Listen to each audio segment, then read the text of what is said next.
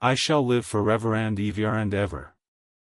But they were obliged to wait more than a week because first there came some very windy days and then Colin was threatened with a cold, which two things happening one after the other would no doubt have thrown him into a rage, but that there was so much careful and mysterious planning to do, and almost every day Dickon came in, if only for a few minutes, to talk about what was happening on the moor and in the lanes and hedges and on the borders of streams. The things he had to tell about otters and badgers and water rats' houses, not to mention birds' nests and field mice and their burrows, were enough to make you almost tremble with excitement when you heard all the intimate details from an animal charmer and realized with what thrilling eagerness and anxiety the whole busy underworld was working. "They're same as us," said Dickon, "only they have to build their homes every year. And it keeps 'em so busy they fair scuffle to get 'em done." The most absorbing thing, however, was the preparations to be made before Colin could be transported with sufficient secrecy to the garden. No one must see the chair carriage and Dickon and Mary after they turned a certain corner of the shrubbery and entered upon the walk outside the ivied walls. As each day passed, Colin had become more and more fixed in his feeling that the mystery surrounding the garden was one of its greatest charms.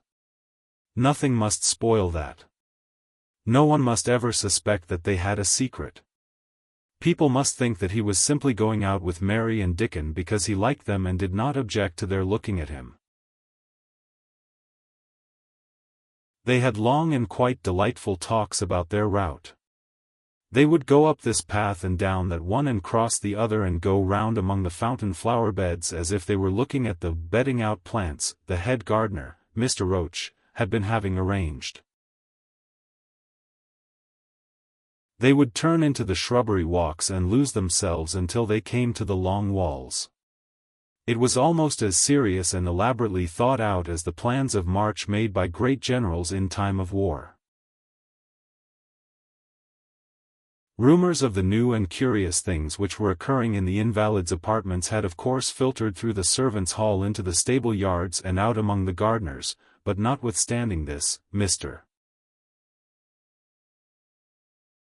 Roach was startled one day when he received orders from Master Colin's room to the effect that he must report himself in the apartment no outsider had ever seen, as the invalid himself desired to speak to him. "Well, well," he said to himself as he hurriedly changed his coat, "what's to do now?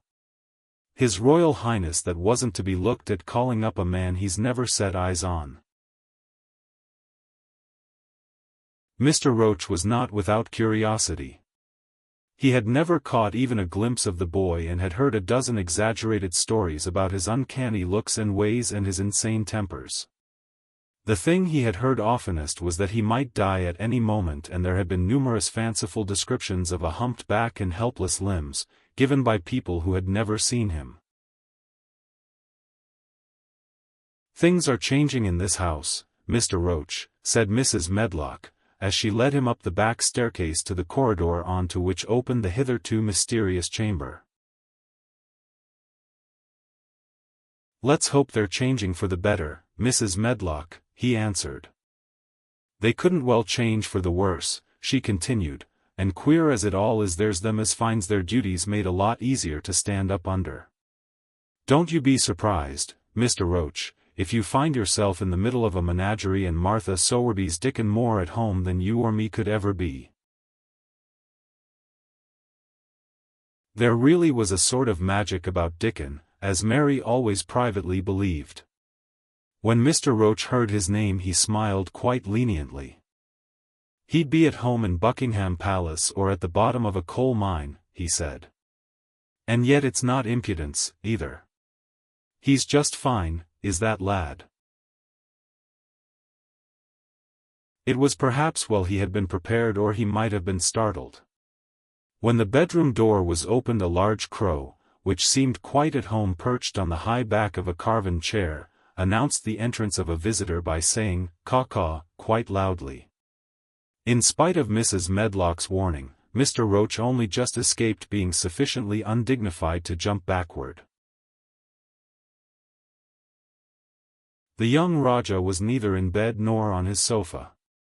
He was sitting in an armchair and a young lamb was standing by him shaking its tail in feeding lamb fashion as Dickon knelt giving it milk from its bottle.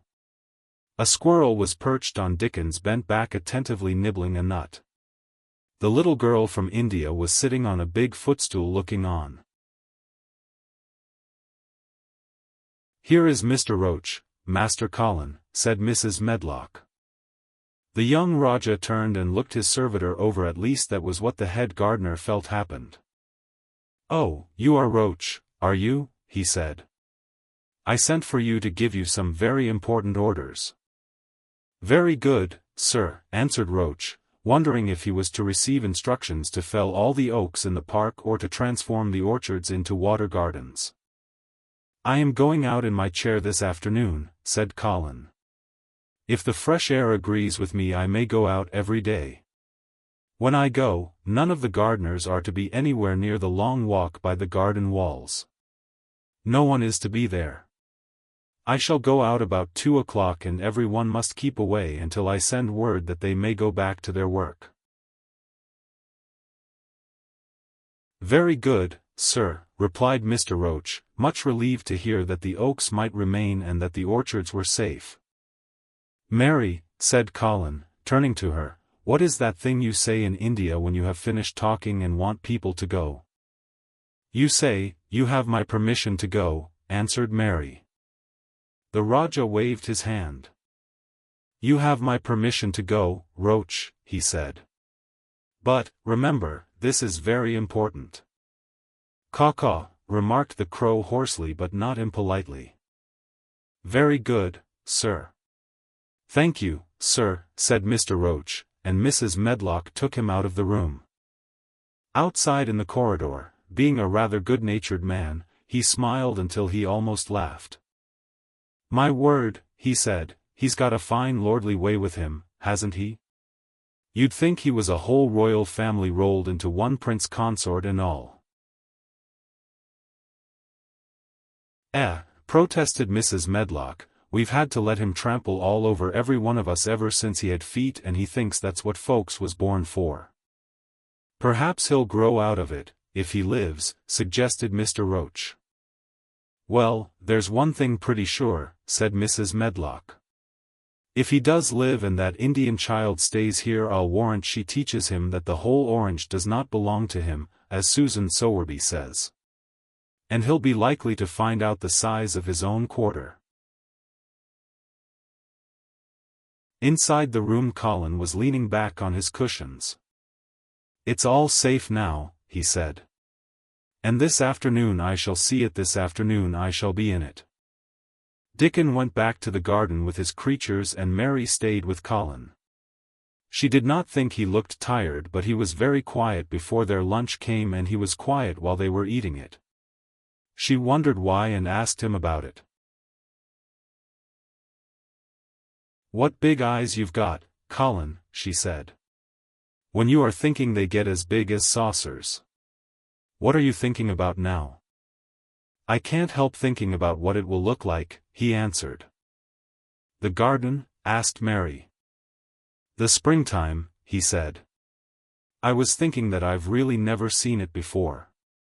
I scarcely ever went out and when I did go I never looked at it. I didn't even think about it.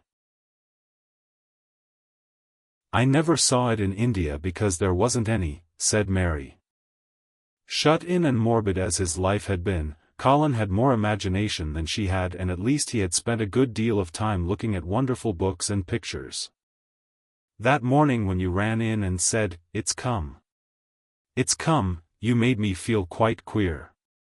It sounded as if things were coming with a great procession and big bursts and wafts of music. I've a picture like it in one of my books, crowds of lovely people and children with garlands and branches with blossoms on them, every one laughing and dancing and crowding and playing on pipes. That was why I said, 'Perhaps we shall hear golden trumpets,' and told you to throw open the window." "How funny," said Mary. "That's really just what it feels like. And if all the flowers and leaves and green things and birds and wild creatures danced past at once, what a crowd it would be. I'm sure they'd dance and sing and flute, and that would be the wafts of music. They both laughed, but it was not because the idea was laughable but because they both so liked it. A little later the nurse made Colin ready. She noticed that instead of lying like a log while his clothes were put on, he sat up and made some efforts to help himself, and he talked and laughed with Mary all the time. "This is one of his good days, sir," she said to Dr. Craven, who dropped in to inspect him. "He's in such good spirits that it makes him stronger." "I'll call in again later in the afternoon, after he has come in," said Dr. Craven. "I must see how the going out agrees with him. I wish," in a very low voice, "that he would let you go with him." "I'd rather give up the case this moment, sir, than even stay here while it's suggested," answered the nurse with sudden firmness. "I hadn't really decided to suggest it," said the doctor, with his slight nervousness. "We'll try the experiment. Dickens a lad I'd trust with a newborn child." The strongest footman in the house carried Colin downstairs and put him in his wheeled chair, near which Dickon waited outside. After the manservant had arranged his rugs and cushions, the Rajah waved his hand to him and to the nurse. "You have my permission to go," he said, and they both disappeared quickly, and it must be confessed giggled when they were safely inside the house. Dickon began to push the wheeled chair slowly and steadily. Mistress Mary walked beside it, and Colin leaned back and lifted his face to the sky. The arch of it looked very high, and the small snowy clouds seemed like white birds floating on outspread wings below its crystal blueness. The wind swept in soft big breaths down from the moor and was strange with a wild clear-scented sweetness. Colin kept lifting his thin chest to draw it in, and his big eyes looked as if it were they which were listening, instead of his ears. "There are so many sounds of singing and humming and calling out," he said. "What is that scent the puffs of wind bring?" "It's gorse on th more that's opening out," answered Dickon. Bees are at it wonderful today." Not a human creature was to be caught sight of in the paths they took. In fact, every gardener or gardener's lad had been witched away. But they wound in and out among the shrubbery and out and round the fountain beds, following their carefully planned route for the mere mysterious pleasure of it. But when at last they turned into the long walk by the ivied walls, the excited sense of an approaching thrill made them, for some curious reason they could not have explained, begin to speak in whispers. "This is it," breathed Mary. "This is where I used to walk up and down and wonder." "Is it?" cried Colin, and his eyes began to search the ivy with eager curiousness. "But I can see nothing," he whispered. "There is no door." "That's what I thought," said Mary. Then there was a lovely breathless silence, and the chair wheeled on. "That is the garden where Ben Weatherstaff works," said Mary. "Is it?" said Colin. A few yards more and Mary whispered again. "This is where the robin flew over the wall," she said. "Is it?" cried Colin. "Oh! I wish he'd come again." "And that," said Mary with solemn delight, pointing under a big lilac bush, "is where he perched on the little heap of earth and showed me the key." Then Colin sat up. "Where? Where?" "There," he cried, and his eyes were as big as the wolf's in Red Riding Hood, when Red Riding Hood felt called upon to remark on them. Dickon stood still and the wheeled chair stopped. "And this," said Mary, stepping on to the bed close to the ivy, "is where I went to talk to him when he chirped at me from the top of the wall. And this is the ivy the wind blew back, and she took hold of the hanging green curtain. "Oh! Is it?" gasped Colin. "And here is the handle, and here is the door. Dickon, push him in quickly." And Dickon did it with one strong, steady, splendid push. But Colin had actually dropped back against his cushions, even though he gasped with delight, and he had covered his eyes with his hands and held them there, shutting out everything until they were inside and the chair stopped as if by magic and the door was closed. Not till then did he take them away and look round and round and round as Dickon and Mary had done. And over walls and earth and trees and swinging sprays and tendrils the fair green veil of tender little leaves had crept, and in the grass under the trees and the grey urns in the alcoves and here and there everywhere were touches or splashes of gold and purple and white, and the trees were showing pink and snow above his head, and there were fluttering of wings and faint sweet pipes and humming and scents. And the sun fell warm upon his face like a hand with a lovely touch. And in wonder Mary and Dickon stood and stared at him. He looked so strange and different because a pink glow of color had actually crept all over him, ivory face and neck and hands and all. "I shall get well. I shall get well," he cried out. "Mary! Dickon! I shall get well. And I shall live forever and ever and ever."